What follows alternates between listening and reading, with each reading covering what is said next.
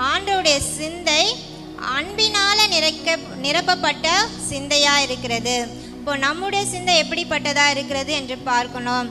ஆண்டவர் நம்ம வெறும் வாயில நம்மளை நேசிக்கிறேன்னு சொல்ல, அவர் தம்முடைய ஜீவனையே நமக்காக கொடுத்து அன்பு கூர்ந்தார் என்று வேதத்தில் சொல்லப்பட்டிருக்கிறது. நம்முடைய இருதயத்தில் இன்னைக்கு அன்பு இருக்கிறதா? கிறிஸ்துவின் சிந்தை என்றது தேவ அன்பினால நிறையப்பட்டதா இருக்கணும்.